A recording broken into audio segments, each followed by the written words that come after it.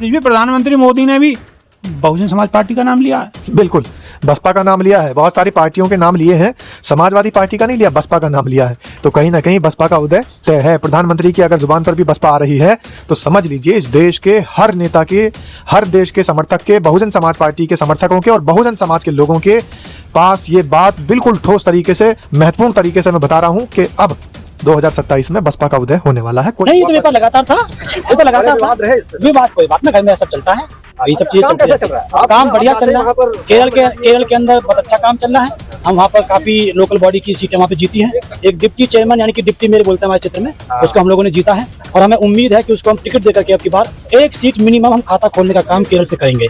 हमने पहले वहाँ से ये चुनाव जीत करके थोड़ा सा हमने मैसेज दिया है उत्तर प्रदेश के लोगों को कि भाई हम यहाँ से अच्छा कर सकते हैं तो आप वहाँ से क्यों अच्छा नहीं कर सकते। तो बहुत अच्छा माहौल रहेगा। और मैं तो आप लोगों के चैनल के माध्यम से ये कहना चाहता हूँ, जो लोग ये कहते हैं कि बहन जी समाजवादी पार्टी के लिए बोलती हैं, और ये सवाल है ना, आप पूछ सकते हैं, पूछते लोग, मैं उनके लिए पूछिए।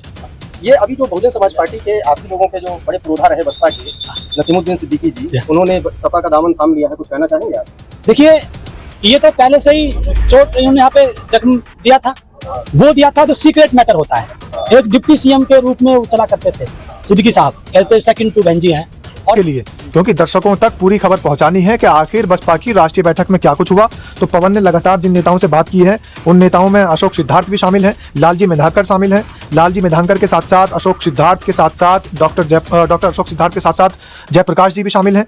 बहुत सारे लोगों के चहीते नेता हैं जयप्रकाश, उनसे भी बातचीत हुई है। राहुराम रत्नाकर हैं, लालजी मेधांकर हैं, अशोक सिद्धार्थ हैं और बेनीवाल जी भी हैं। तो तमाम नेताओं की फहरिस्त है जिनसे बात की है पवन ने। तो ये बात पवन ने तो समझ ली, लेकिन आप तक भी समझानी है, तो इसलिए आप खुद देख लीजिएगा कि कौन से नेता ने क्या कुछ कहा। बसपा सुप्रीमो बहन मायावती ने किसको क्या दिशा निर्देश दिए हैं। पर किसी के साथ तुम रिकॉर्डिंग टेप कर लेना, इससे बड़ी नीच हरकत कोई नहीं हो सकती। क्योंकि अगर कोई आपसे फोन पे बात कर रहा है तो बहुत कॉन्फिडेंशियल व्यक्ति होता है, एक कॉन्फिडेंस व्यक्ति से बात की जाती है, आप उसको टेप कर लेते हैं, तो इससे बड़ी हरकत, इससे नीची बात कोई नहीं हो सकती। और उसका परिणाम उन्होंने देखा, तो कांग्रेस में गए, वहां भी वो अपना ट्रस्ट नहीं बना पाए, और समाजवादी में उस समय चले गए हैं, गारंटी से वो वहां भी ट्रस्ट नहीं बना पाएंगे, क्योंकि जो विश्वास बहन जी से था वो अब कहीं नहीं बन सकता।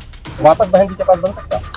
अगर देखो, ये मामला तो बहन जी का और सिद्दीकी साहब का मामला नहीं, जो प्रयास किए थे आने के, नहीं, वो सब दिखावा किया, ऐसा दिखावा किया। जयप्रकाश जी लंबा वनवास झेला है बसपा से बाहर का, और बड़े तमाम तरीके के आपके बयान भी सोशल मीडिया पर हैं। हाँ, मायावती जी को लेकर के, आकाश आनंद को लेकर। जी जी जी। उसके बाद बहन जी ने माफ कर दिया आपको। अभी आपको लेकर के आज बहन जी से कुछ बातचीत की बहन जी क्या? नहीं, मेरी कोई ऐसी बातचीत नहीं हुई, लेकिन जो है मैं भी एक कार्यकर्ता के रूप में वहाँ पे बैठा हुआ था, और कुछ बातें आंखों आंखों में होती हैं। वो कुछ मैंने बहन जी को देखा, बहन जी ने हमको देखा कि लड़का बहुत पीछे बैठता था, थोड़ा आगे आ गया है। और हो सकता है बहन जी ने ये भी कहा है कि हम यूथ को प्रमोट करेंगे, लेकिन जो हमारे भी आगे बैठता था। नहीं, अभी जब बहन जी का आशीर्वाद खेला सारा। और मैं तो मान्य बहन जी से निवेदन करता हूँ कि बहन जी मुझ पर जो गलतियां हुई हैं उसको मैं पुनः उसके लिए माफी चाहता हूँ, और जो है जो भी बहन जी का आदेश होगा उसको हम अच्छे से पालन करेंगे। नमस्कार, क्या हाल चाल है? सब ठीक हैं? बहुत बढ़िया, बहुत बढ़िया।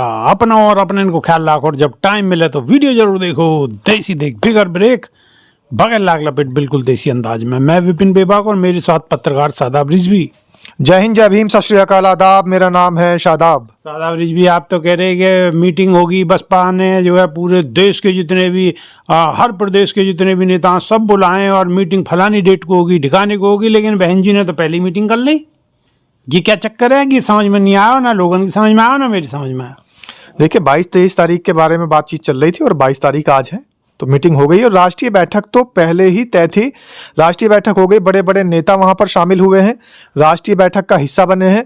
और सही बात तो यह है कि हम भी नोएडा में रहते हुए राष्ट्रीय बैठक की झलकियां तो दिखा ही सकते हैं, क्योंकि पवन हमारे साथ मौजूद हैं। और पवन कौन से, टाइम टू अनफिल्टर वाले पवन हमारे सहयोगी हैं, वो लगातार वहां पर तमाम राष्ट्रीय नेताओं से बातचीत कर रहे थे। तो किस नेता ने क्या कहा? रिजवी, जड़ें आपकी बहुत गहरी हैं, इसका मतलब। बिल्कुल, दर्शकों की। और अगर सारी बातें बहुत अच्छी लगें तो आपको क्या करना है? आपके हाथ में फोन है, फोन में बटन है, बस खबर को ठोकते रहना, ठोकते रहना, ठोकते रहना, दूसरे के फोनों तक पहुंचा देना। और आज शादाब रिजवी, प्रधानमंत्री मोदी ने भी बहुजन समाज पार्टी का नाम लिया है। बिल्कुल, बसपा का नाम लिया है, बहुत सारी पार्टियों के नाम लिए हैं, समाजवादी पार्टी का नहीं लिया, बसपा का नाम लिया है। तो कहीं ना कहीं बसपा का उदय तय है। प्रधानमंत्री की अगर जुबान पर भी बसपा आ रही है तो समझ लीजिए इस देश के हर नेता के, हर देश के समर्थक के, बहुजन समाज पार्टी के समर्थकों के और बहुजन समाज के लोगों के पास ये बात बिल्कुल ठोस तरीके से, महत्वपूर्ण तरीके से मैं बता रहा हूं कि अब 2027 में बसपा का उदय होने वाला है, कोई नहीं रोक सकता। बसपा का उदय होने वाला है, कोई नहीं रोक सकता। और अब हम आपको सारे नेताओं की प्रतिक्रिया सुनाते हैं, किस नेता ने क्या कहा है, तो सुनिए। आदरणीय बहन कुमारी मायावती जी ने उत्तर प्रदेश और उत्तराखंड को छोड़ करके सभी राज्यों की जो मीटिंग बुलाई है उसमें संगठन के बारे में समझाने का काम किया है और सभी पदाधिकारीगण सबको आदेश दिया गया कि सभी लोग संगठन पे जी जान से लगने का काम करेंगे। पंजाब में भी चुनाव होने हैं, पंजाब की जिम्मेदारी आपके पास है, जो कमेटी बनाई गई, तो कैसे देख रहे पंजाब पे भी बात की? हाँ बिल्कुल, आदरणीय बहन जी ने सभी राज्यों के लिए निर्देश किया है, पर्टिकुलरली एक प्रदेश के लिए नहीं, और सभी में संगठन के कार्यक्रम को दुरुस्त करने की जिम्मेदारी दी गई है। किस तरीके की दुरुस्त की? संगठन का कार्य जो सेक्टर कमेटी, बूथ कमेटी, जिला कमेटी, विधानसभा कमेटी, जिनमें कुछ निष्क्रिय लोग हैं, कुछ जो चले गए, कोई किसी मृतक हो गया या कोई निष्क्रिय काम नहीं कर रहा, उसको बदल करके दूसरा लगाने का काम किया जाएगा। 15 मार्च को लेकर के सभी पूरे देश में उत्तर प्रदेश और उत्तराखंड को छोड़ करके पूरे देश के लिए जो गाइडलाइन है वो जोन वाइज कार्यक्रम किया जाएगा। जो जोन बनाए गए हैं पूरे देश के प्रदेशों में, बड़े प्रदेशों में 4 जोन और छोटे प्रदेशों में 2 जोन के हिसाब से प्रदेशों को बांटने का काम किया जाएगा और उन जोन के हिसाब से ही 15 मार्च का कार्यक्रम करने का काम किया जाएगा। क्या एसआईआर से भी जुड़ी कुछ बातचीत हुई? हाँ बिल्कुल, एसआईआर का कार्य जो जिन प्रदेशों में चलाने का काम किया जाएगा, जैसे जैसे कार्य स्टार्ट होता है तो संगठन के साथ साथ एसआईआर कार्य भी आ गया, थोड़ा दूर रहना है, लेकिन आप फिर भी शॉर्ट में 1-2 बात पूछ सकते हैं। बड़ी मुश्किल से ये पटका आपको मिला है। नहीं तो मेरे पास लगातार था, वो तो लगातार विवाद रहे इस पे। विवाद कोई बात ना, घर में सब चलता है, यही सब चीजें काम चलती कैसा रहती चल रहा है? हैं। काम बढ़िया चल रहा वहाँ है। पर केरल के अंदर बहुत अच्छा काम चल रहा है। हम वहाँ पर काफी लोकल बॉडी की सीटें वहाँ पे जीती हैं। एक डिप्टी चेयरमैन यानी कि डिप्टी मेयर बोलते हैं हमारे क्षेत्र में, उसको हम लोगों ने जीता है और हमें उम्मीद है कि उसको हम टिकट दे करके अब की बार 1 सीट मिनिमम हम खाता खोलने का काम केरल से करेंगे।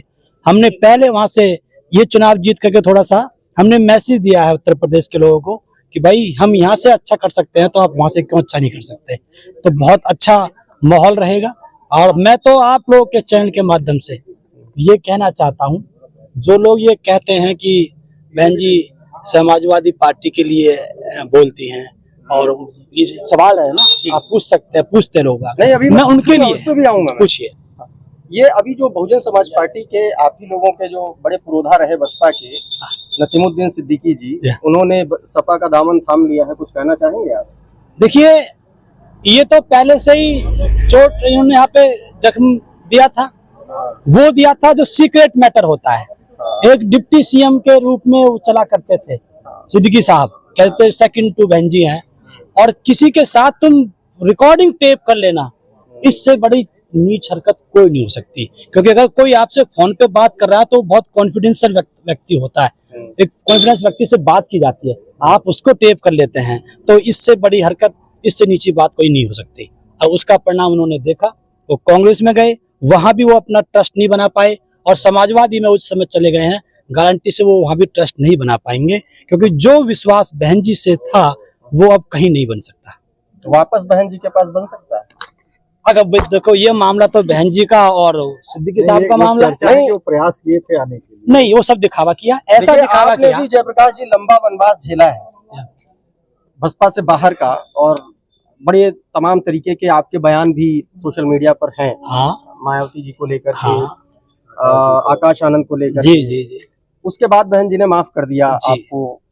अभी आपको लेकर के आज बहन जी से कुछ बातचीत हुई बहन जी की आपसे? नहीं, मेरी कोई ऐसी बातचीत नहीं हुई, लेकिन जो है मैं भी एक कार्यकर्ता के रूप में वहाँ पे बैठा हुआ था और कुछ बातें आंखों में होती हैं। वो कुछ मैंने बहन जी को देखा, बहन जी ने हमको देखा कि लड़का बहुत पीछे बैठता था, थोड़ा आगे आ गया है, और हो सकता है बहन जी ने ये भी कहा है कि हम यूथ को प्रमोट करेंगे, लेकिन जो हमारे उससे भी आगे बैठता था। नहीं, अभी जब बहन जी का आशीर्वाद तक खेला सारा का सारा। और मैं तो मान्य बहन जी से निवेदन करता हूं कि बहन जी मुझ पर जो गलतियां हुई हैं उसको मैं पुनः उसके लिए माफी चाहता हूं, और जो है जो भी बहन जी का आदेश होगा उसको हम अक्षर से पालन करेंगे। जब बताएंगे बड़ा काम दे दिया भगत जी ने पार्टी बढ़ाने के लिए, जन सेवा के बारे में बहुत काम दे दिया।